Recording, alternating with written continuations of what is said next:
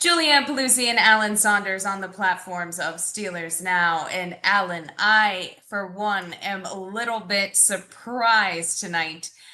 Mike Tomlin making the decision to not play most of his starters in the second preseason game for the Steelers. Are you surprised as well? Because this is something that he notoriously likes to do: is get those starters in there, get them some reps.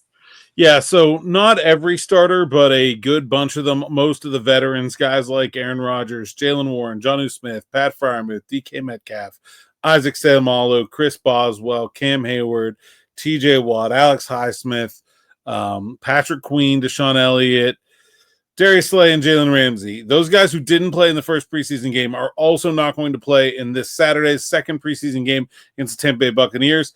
And yeah, it is a bit of a change for Mike Tomlin compared to what we've seen in the past. Historically, one of the heavier usages in terms of how much he gets his starters into the preseason action. Now it'll be 2 weeks in a row without most of his team's more veteran starters playing at all. And there is now only 3 preseason games, so will only be one opportunity for them to do so. Different in general, different specifically from last year. Last year, the second preseason game was the game that the starters played the most. So that will definitely be the third game this year because that's the only one most of them are going to play if they play at all. He hinted last week that Aaron Rodgers may not play in the preseason, which would be completely unprecedented, at least as far as I can recall, in terms of the team's starting quarterback. Maybe there was a year where Ben Roethlisberger was banged up or something like that, but he usually at least got a few reps in there in the preseason. And so it definitely feels like this is a bit of a change for Mike Tomlin in terms of his approach to the preseason.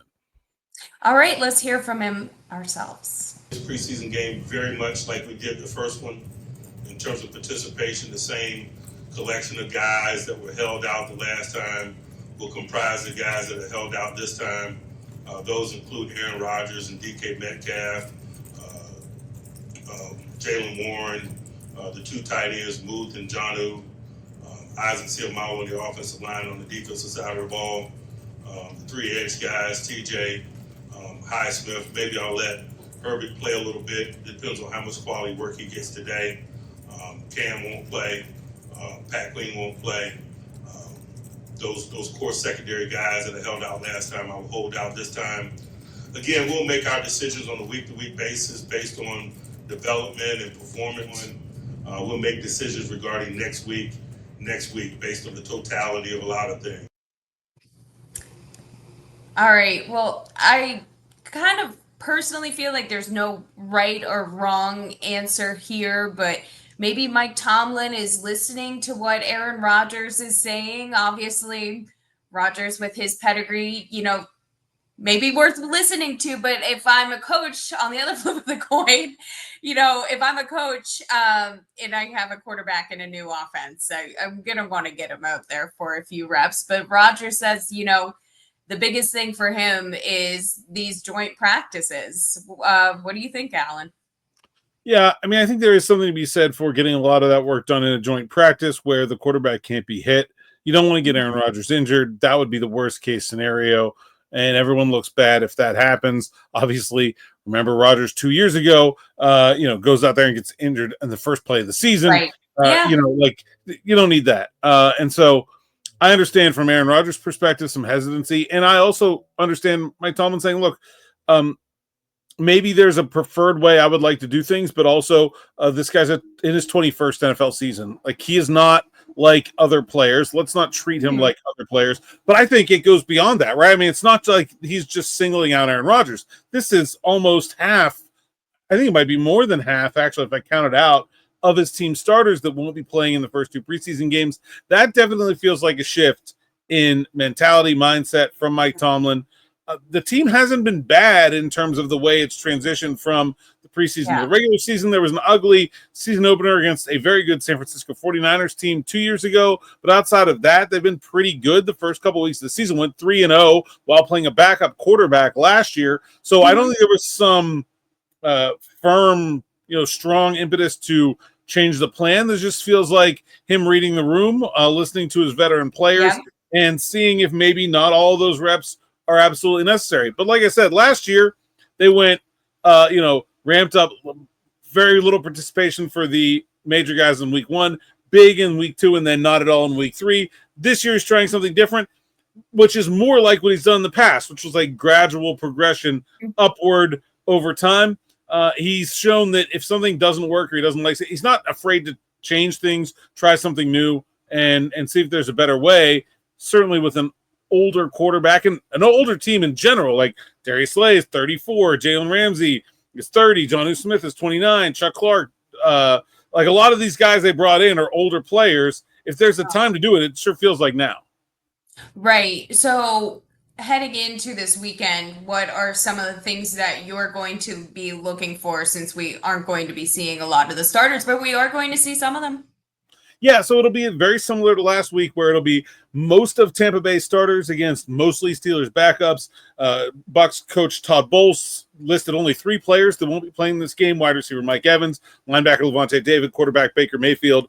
Teddy Bridgewater, longtime veteran quarterback, is going to start. Kyle Trask, who was their second-round pick a couple of years ago, should also be expected to play a good bit. So they'll be the Steelers will be playing with one hand tied behind their back again. And I think on one hand,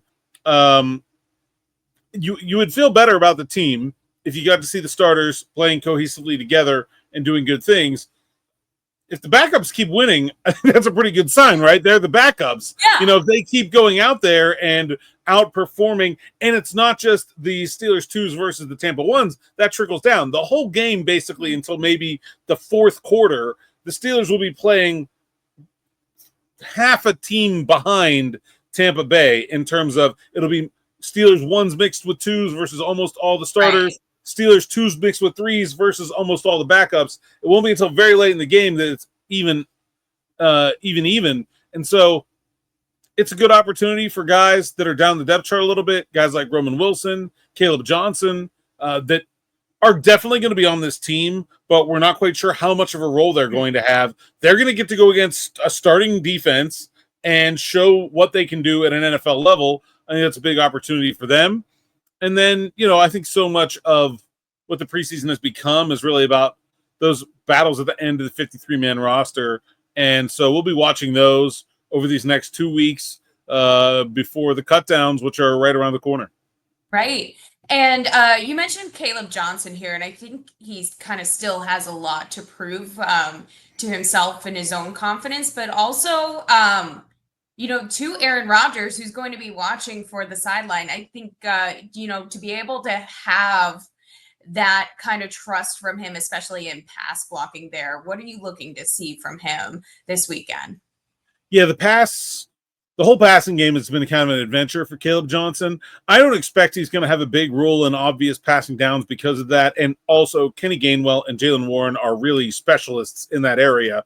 So there's almost no chance of him being the best option when it's 3rd and 10 or in a 2-minute drill. But he has to show a sort of base level proficiency to be able to do it, to be on the field at all. And I'm not sure we've seen that from him yet. I think he's a guy they have a lot of hope for in terms of ability to run the ball. He's got to show some things in the other areas. The only question is, will there be a blitz? He was out there a whole lot against Jacksonville, and he had 0 pass protection reps. You can't. That's one of the reasons these teams do prefer these joint practices, is because you can't make them blitz you. And so no matter how much the Steelers want to see Caleb Johnson get a couple pass protection reps, they need a linebacker coming free for that to happen. And so we'll see if it happens or not.